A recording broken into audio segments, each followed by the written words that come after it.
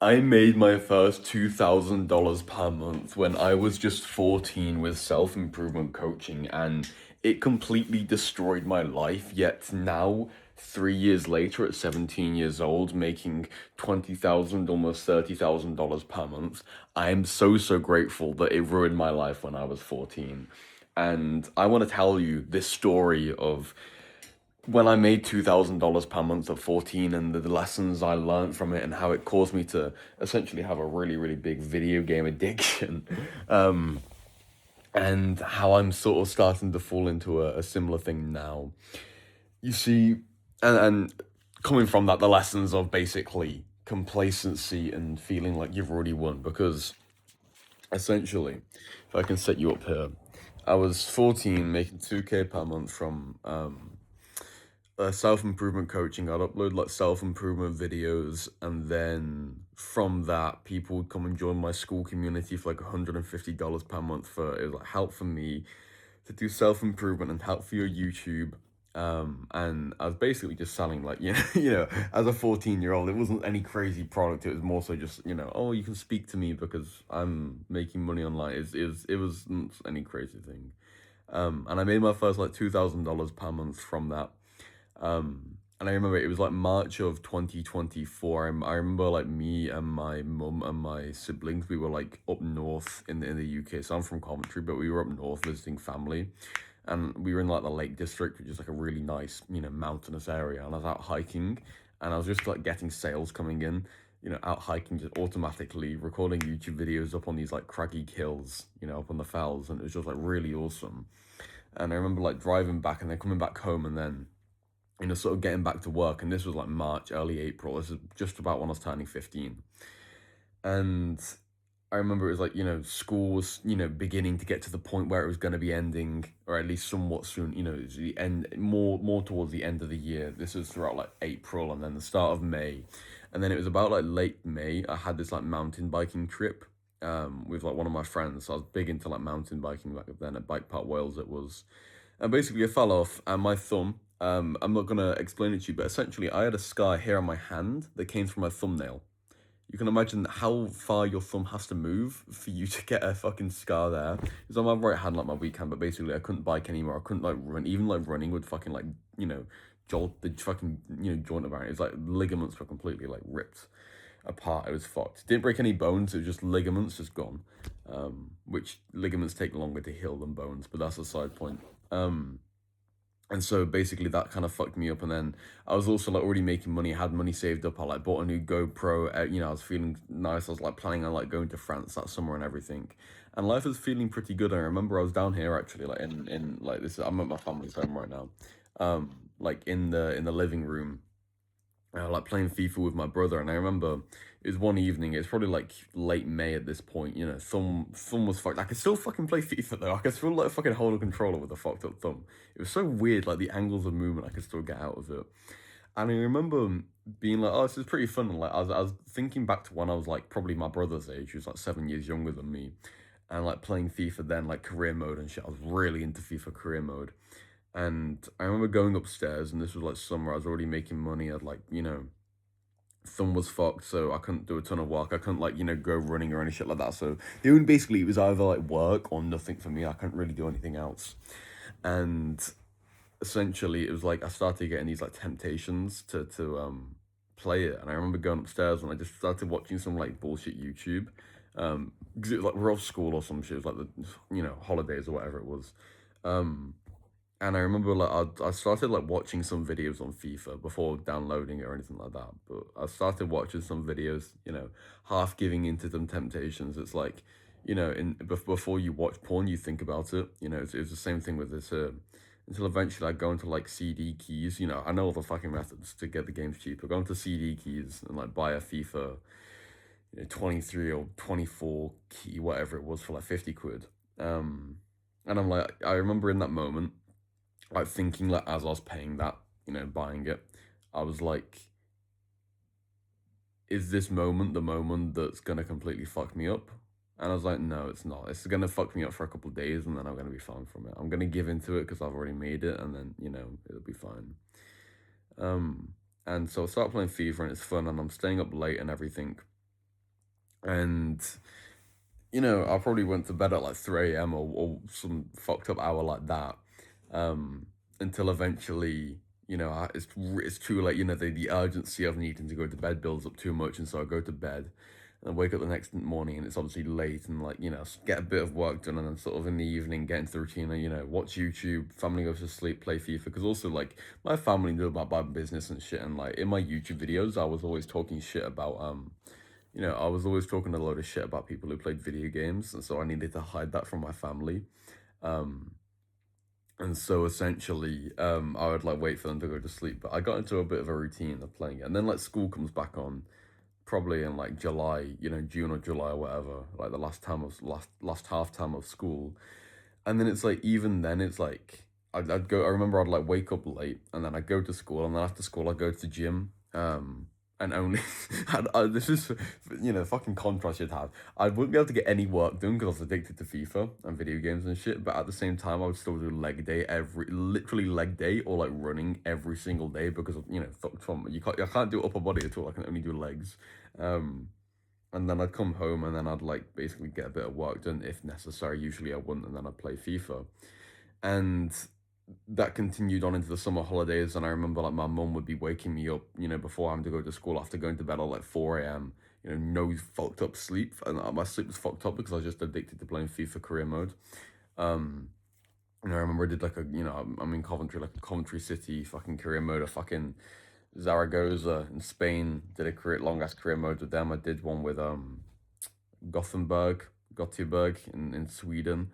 I can't remember. I made up fucking some like Torshavn team in the fucking Faroe Islands. I remember I did all the fucking career modes. I did one with 1860 Munich, in like Germany League Three, like Road to Glory type shit. I was really really into like my FIFA career mode, bro. And I would just stay up late like every night, fucked up sleep. And keep in mind my business was at like 2K per month in like April and shit. Then June it was like 1,500, July 1,200, and it kept going down, down and down all throughout the summer. The summer holidays come along. Sorry, when I was still in school, like before the summer holidays started, those moments of my mum waking me up after being sleep deprived, like I would wake up and I would just start crying in the morning, bro. I like the video game addiction was that fucked up. Basically, it was pretty bad. Um, and then, summer holidays come around. And then eventually, after the school starts up again, like September after the summer holidays, which I just wasted away, which I was going to go traveling and stuff, but I wasted them away. Um, it was like I sort of got back into shit there because, like, it gave me a bit more urgency to get back into it, going back to school. But anyway, that's not the point of it. The point of this is that what happened was when I was 14 and I fell and I hit that 2K per month. I remember like or I was out mountain biking with my friend and I bought this like GoPro Hero fucking 12 or 13 or whatever it was. um and with that it was like nice. I could film my mountain bike and I could film better YouTube videos and shit. um it was like that was a nice thing. I had money. I could go to the shops and like buy stuff for my friends and stuff. It was only 2K per month, but it was nice.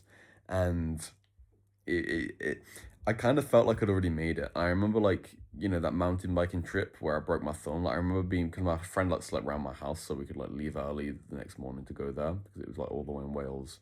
Um, I remember like like the feeling of like adventure and like summer holidays type feeling where it's like you've made it. I really had that, and I think that really like didn't give me any urgency to work. Whereas when it's winter and it's dark and it's like shit for the next like 4 months I'm gonna do work and I'm only gonna do work, then it's different because you are just like fully locking in and everything. But it's like I felt like the summer was here. It's time to travel. It's time to have fun, and I kind of felt like I'd already won, and I didn't. I had that complacency that came from the success, um, and that kind of fucked me up. And I'm glad that because that 2K per month really fucked me up, and I'm like really glad that it did fuck me up, because by that 2K per month fucking me up, I learned that lesson of complacency. And actually, I'm like learning it again, like right now, which is why I'm making the video. But I'm gonna get onto that in a second. But there was another point I do want to make, which was a couple of days ago. Me, my dad, and my brother were like out playing football, and me and my dad were just having a conversation. And we were talk. I remember I don't know how I brought it up, but I brought up that time about when I was like 14 and like I sort of lost everything. And I think my dad made a point, and it was like it was about how like the I can't remember what specifically he said, but he said it like really, really well. About like you can't have success without like having a potential downfall, if that makes sense. Like that was it. You can't have success at the same time without having any pain, if that makes sense. Like, because you have to go through pain to build up the success, but then if you stop going through the pain while you have the success, then you lose it, and then you go through pain regardless. And so it's kind of like, you have to go through pain no matter what, in a way. Either of failure or the pain of progress and success and everything. And obviously we pick the pain of progress. But I think I can't remember how he specifically put it, but we kind of just came to the point where it's like, so many people lose their success because they don't actually, they're not actually made for it, because they're not willing to go through the pain it requires to keep it. Um, but anyway, what I was saying was like I'm sort of going through that lesson again right now at the moment for myself, because right now it's like I'm going traveling in 8 days. August the 1st, I've got a flight to Paris. I've got accommodation booked for like the first night, like a hotel booked for the first night, like next to the Seine. Um, and then after that, I don't know where the fuck I'm going, bro. you know, I'm just gonna see. I speak French to a degree, and I'm just gonna see where I end up in fucking France, or who fucking knows, Spain or Italy or Switzerland or wherever I end up, bro. And then after that, August 18th, I'm moving in with a load of my clients. In Albania. If you don't know, I help other self-improvement creators, maybe just like you, to make their first 2K per month. And it's a load of guys who I've already helped to hit that 2K per month and drop out and everything. We're all moving in together in a penthouse in Albania for like a month from August the 18th. And then after that, it's like, after my 18 days of traveling, where I'm going to focus on my social skills. I've got that coming up. And it's like the business now, it's like I've got a setter, I've got a closer. Um, it's like the delivery's all systemized. Like I can just make, if I wasn't to put any work in on the business, other than putting up fires and shit, um, I would just like make money. Like I would just like continue to make money. There's no question about it. However, like things will slow down and things will break eventually. I think I have to understand that. And so right now, it's like I've been a bit of a bitch on the past couple of days, and all I've been doing, bro, is just like planning out shit for the fucking vlogging and shit I'm gonna do. Like, what am I gonna do in France, and fucking shopping for shit that I need for the trip. And like I just haven't been. I've been doing the work. Like I go through periods, like this morning, for example, I just worked for like 6 hours, just banged out a load of shit, and then after that, I sort of like fall off, bro. Um, and I've realized like the reason I'm not doing like 12-hour days anymore, like I was before, is mostly just because like I feel like I don't need to. Like I've made it, because I look at what tasks I need to do before I go traveling. It's like, I've got to rebuild the outreach sequence, which is just of making a couple videos like VSLs and lead nurturing and videos and shit, which is just like recording videos basically.